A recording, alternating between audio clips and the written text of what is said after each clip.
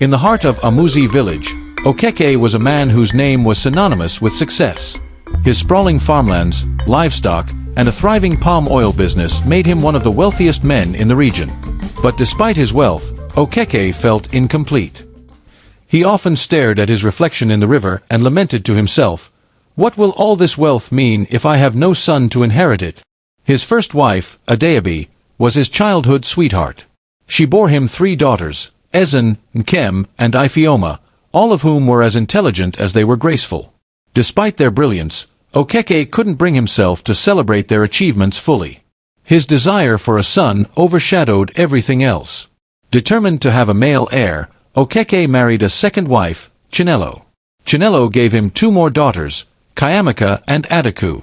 Though they were kind-hearted and talented, Okeke's frustration deepened. "Why is the universe punishing me this way?" he grumbled to his friends, who advised him to try again.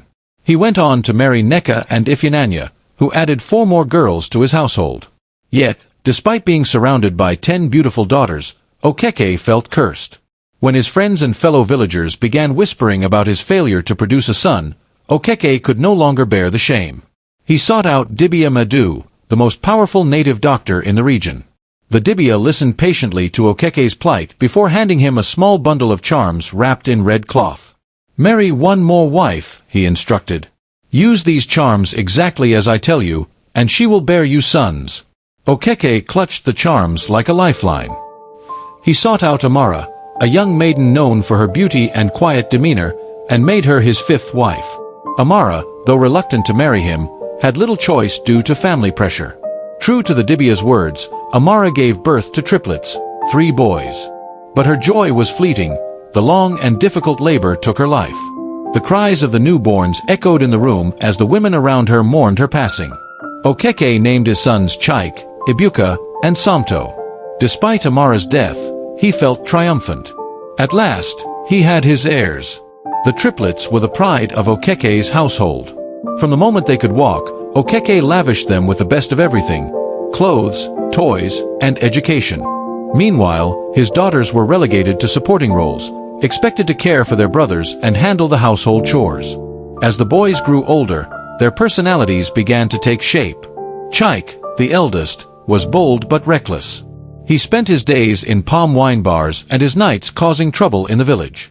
His charm made him popular among the youth, but his drunken behavior often brought shame to the family. Ebuka, the second son, was cunning but ruthless. He fell in with the wrong crowd and became part of a notorious gang that terrorized neighboring villages. Somto, the youngest, was quiet and obedient but incredibly lazy. Despite his potential, he refused to work or take responsibility, leaving the burden of the farm on others. Okeke's daughters, on the other hand, grew into accomplished women. Ezen became a respected teacher, Nkem a skilled seamstress, and Ifeoma a healer known for her herbal remedies. Yet, their father barely acknowledged their contributions. As the years passed, Okeke began to see the consequences of his choices. His sons brought him nothing but shame and heartache. One day, Chike returned home drunk and got into a heated argument with Okeke. "What have you ever done for us, old man?" Chike slurred. "All you care about is your farm and your name." Ebuka's criminal activities brought the police to their doorstep, humiliating Okeke in front of the entire village. And Somto's laziness left the family farm in disrepair, forcing the daughters to step in and keep the household running. One evening, after another humiliating incident involving his sons, Okeke sat in his compound, staring at the stars. His eldest daughter, Ezen, sat beside him. "Papa," she said gently, "you have daughters who love and support you. Why do you still regret not having sons?" Okeke sighed deeply. "I wanted someone to carry my name, Ezen. But I see now that my sons have destroyed my name instead."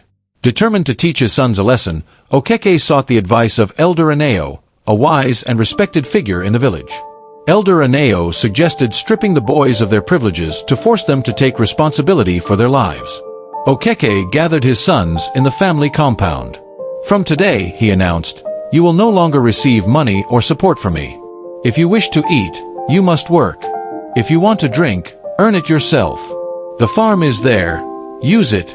Chike laughed, thinking his father's words were an empty threat. Ebuka scoffed, confident he could continue his criminal exploits.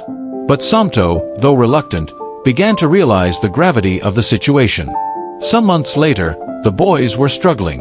Chike, unable to fund his drinking habits, became a shadow of himself, wandering the village in search of handouts. Ebuka, on the other hand, had been running with the same gang for years, his hands stained with crimes that had left entire villages in fear. But after narrowly escaping death during a recent heist, something inside him began to shift. The heist had gone terribly wrong. The villagers, fed up with the constant attacks, had set a trap. As Ebuka and his gang approached under the cover of night, they were ambushed. Gunshots and screams tore through the darkness. Ebuka barely managed to escape, clutching a gunshot wound on his arm as he fled into the dense forest. 4 hours, he staggered through the wilderness, blood dripping from his wound, fear pounding in his chest. As dawn broke, he collapsed under a large iroko tree, his breath coming in ragged gasps. It was there, staring at the rising sun, that he realized the fragility of his life. "I can't keep doing this," he muttered to himself, his voice weak and laced with regret. "This isn't the life Mama would have wanted for me." She had sacrificed her life to bring him and his brothers into the world, and yet he had dishonored her by becoming a thief and a killer. When he finally limped back to the village, he made a vow to turn his life around. He sought out his father, Okeke, and his siblings, admitting his wrongs and expressing his desire to change. "I want to leave this life behind," Ebuka told his father one night, his voice trembling. "I want to make you proud, and honor Mama's memory." Okeke, who had long given up hope for Ebuka, saw something genuine in his son's eyes. He embraced him for the first time in years, tears streaming down his face. "Son, it's not too late," Okeke said, his voice breaking. "God is merciful. You can still find redemption." For the next few weeks, Ebuka began working on the family farm alongside his siblings. His brother, Chike, was skeptical at first but slowly began to warm up to him as they saw his efforts. His sisters, always forgiving and supportive, encouraged him every step of the way. But leaving the criminal world wasn't easy. Ebuka's former gang members, angry that he had abandoned them, began to pressure him to return. They came to his house late one night, their faces shadowed and threatening. "Ebuka, you owe us," their leader growled. "We have one last job lined up. Big money, no risk. After that, you can go clean. Just one more." Ebuka hesitated at first, but the promise of the heist tempted him. He decided to go since that would be his last heist and will unshackle him from the hands of his gang members. The plan was simple: rob a wealthy merchant traveling through the village at night. The gang assured him it would be quick and clean. But Ebuka had a sinking feeling in his gut as he approached the meeting point. The night was eerily quiet. The gang hid in the bushes, waiting for their target. When the merchant's caravan arrived, chaos erupted. The merchant's guards fought back fiercely, and the gang quickly found themselves outnumbered. In the melee, Ebuka tried to escape, but his path was blocked. One of the guards, wielding a machete, struck him down. As he lay on the ground, clutching his wound, he whispered a prayer for forgiveness. In his final moments, Ebuka thought of his mother and the vow he had broken. Tears streamed down his face as darkness claimed him. When news of Ebuka's death reached the family, it was a devastating blow.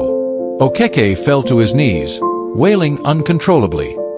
He blamed himself for the path his son had taken, for valuing a male heir over the blessings he already had. The tragedy shook the family to its core. Chike, who had been on a similar path of destruction, saw Ebuka's death as a wake-up call. He quit drinking and began working alongside his sisters, determined to make something of himself. Some months later, Okeke was seen sitting under a large iroko tree, surrounded by his daughters and remaining sons. His daughters had become successful farmers and traders, known across the region for their wisdom and business acumen. As he looked at his family, Okeke finally understood that legacy wasn't about having male heirs, it was about the values and unity a family upheld. He spoke to his children with a voice filled with emotion. "I spent my life chasing an illusion, but you, my daughters, have shown me the true meaning of strength. And you, my sons, have found a way to redeem yourselves. If only I had trusted God's will from the start." Turning to his daughters, Okeke said with tears in his eyes, "I was blinded by my desire for sons and failed to see the blessings before me. Forgive me for my foolishness." Ezen placed a hand on his shoulder. Papa, we are all your children. What matters is that we are together. Ebuka's death remained a painful memory, a constant reminder of the consequences of pride and misguided priorities. Yet, in that tragedy, the family found the strength to rebuild and forge a better path. Okeke's village now saw him as a man who had learned the hardest lesson of all, the value of every child, regardless of gender, and the importance of humility before God's plan. The family's unity became an inspiration to others in the community, proving that even in the face of tragedy, love and redemption could prevail.